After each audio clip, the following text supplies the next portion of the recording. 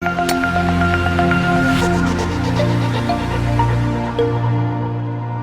bit about us is, Deb mentioned I've started a couple of different companies. It's funny when I was getting out of graduate school about the same time that Google and Amazon were starting to happen, and I had some background working in retail, which means a grocery store at 11 at night to 7 in the morning during school for 4 years. And I kept looking at those receipts, and I kept thinking, God, these are so terrible. It'd be really interesting if we turned them into something valuable. And so our insight was, if we used all the data about people's purchase activity, you could make the receipt valuable. We didn't know they would get so long, so I feel like in some ways I'm sort of making amends to the retail industry. So MarkSense, as I mentioned, we're a 5-year-old company. There are a lot of companies in augmented and virtual reality focusing on gaming and entertainment. Because we had our background in retail, my brother and I wanted to focus in that particular space. So we focus specifically around the home industry. So for those of you that are in other industries like fashion, I'll have to ask you to sort of, create your own analogs and extrapolate the experience. But our major investor is Quicken Loans, a guy named Dan Gilbert who owns the Cleveland Cavs, and so that's sort of given us our foray into the home space. And I'll talk a little bit about, which industries AR and VR are likely to graduate to. So one of the really interesting, that term omni-channel, one of the really interesting things about any technology that comes into retail, right away that it's going to have to be omni-channel in order to scale. And so, thank God we had that insight from our first company, that we knew when we built this platform that we needed it to scale across channels, or retailers were going to look at it as a single point solution and would eventually be outpaced by a competitive solution. So the world of 3D, how do you design and create consumer experiences, are going to be on the web, on browsers. We already have things like product spins online, a couple of different efforts over the last years on that. Mobile, with augmented reality, the ability, and I'll talk a little about how it works, to use a camera to project content into digital space, plus VR, plus 360 panoramic experiences. And so we're already seeing that happen. Retailers are already very smart about other purchases they've made in digital and don't want to buy something that just works in store, or don't want to buy something that just works online. So just to set a little bit of context, I've got a couple of videos here. So the first video we're going to roll is going to show some examples of AR and VR, so we all are looking at the same thing.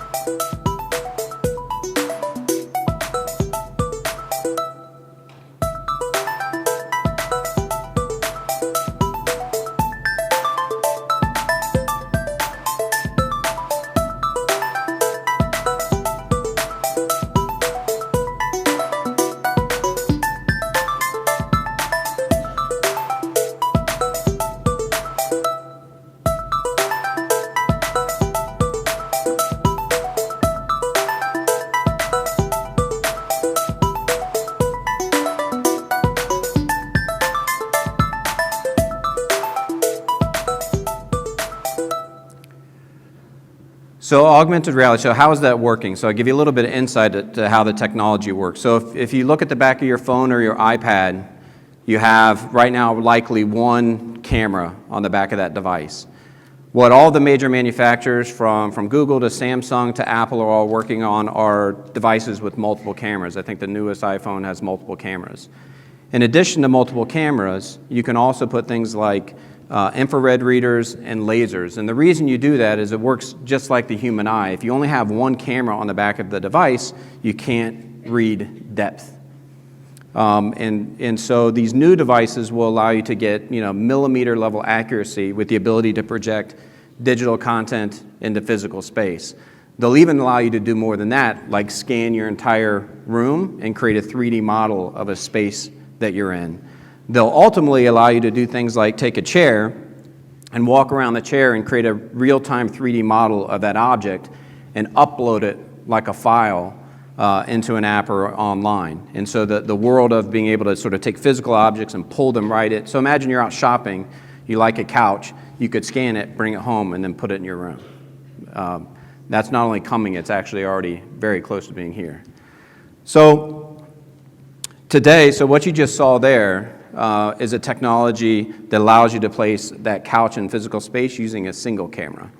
And that's sort of been the focus of our lives for the last 5 years, which creates, you're creating a complex algorithm that manages the accelerometer in the device.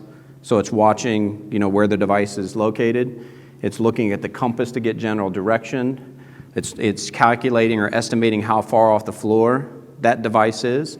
And then it's redrawing that 3D object in the physical space in 30 frames a second. You can't see it with your eye, but it's actually redrawing it real time like a movie. And so there have been major investments in this space.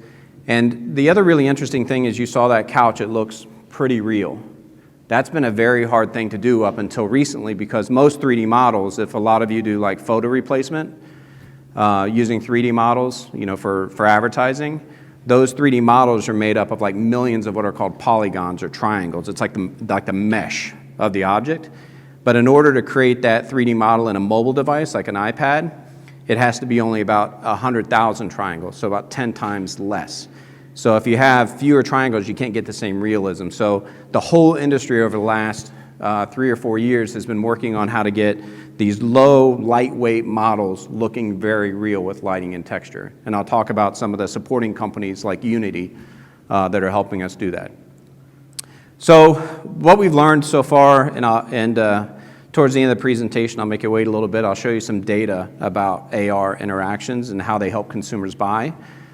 But what we are learning so far is that really like putting that couch in your home space is not much different than looking at a photo or a video. It's just sort of the third step. It's just another way to engage with that product. But then what we find is, especially in the home industry, people want to go from that individual product to actually designing their entire room. And that's where, so VR is kind of the next step beyond what AR and looking at a single product. So what you're going to see now in this next video is taking that same iPad and dragging and dropping 3D products into a room and then being able to immediately put on a headset and be in that room in real time. And we had a reporter one time call it Minecraft for moms, which I thought was pretty funny. I'll talk through this one a little bit to give you some context.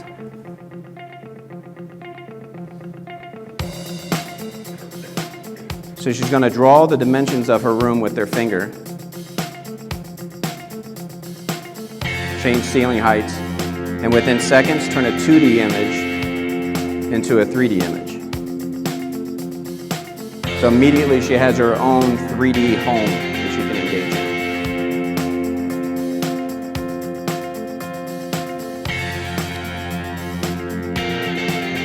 Then you have all this inventory that's all housed in the cloud, which she can download and then just drag and drop those 3D objects into a scene.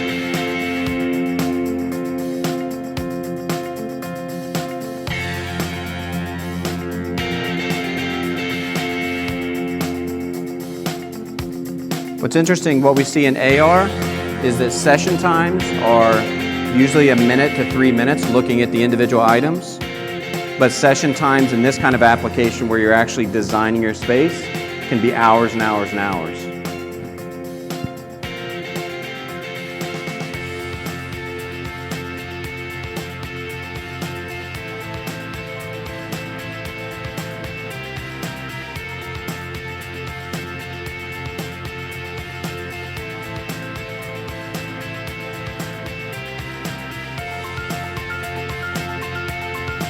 And now that she's done designing her room, it's hooked up to a headset. This is a Htc Vive.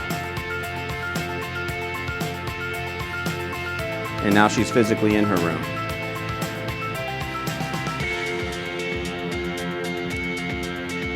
And she has a little control device you'll see there where she can navigate the space itself.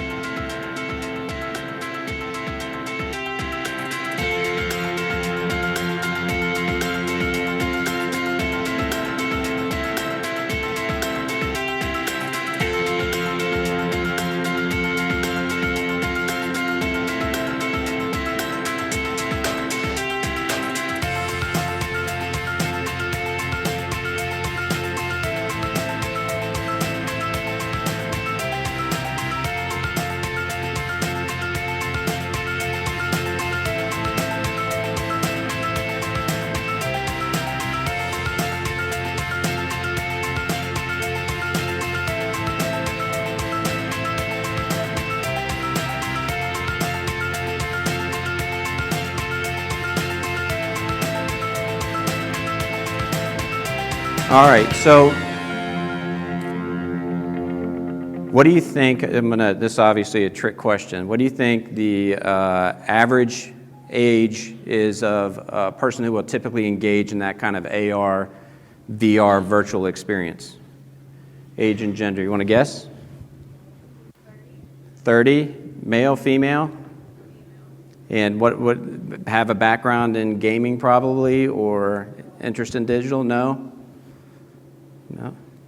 So I'm going to share the very first person to buy a kitchen in a retail environment was a guy named Sid Ballum, who is 80 years old.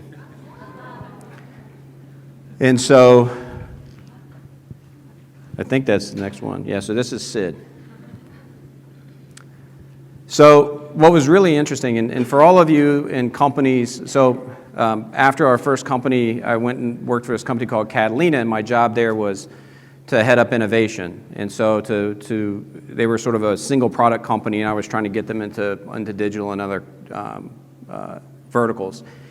And we had so much data, but it was so hard to get people who, if you've heard the phrase confirmation bias, it means people who, they believe something. Getting them to believe something different is incredibly difficult to do. They'll avoid every bit of information they can look at to not believe the new data, and they'll over-index on looking at data that supports their position. And so one of the ways to get around that confirmation bias is testimonials and videos. And so whatever you do in the rest of your career, I'll give you a great piece of advice. Present data, show a video.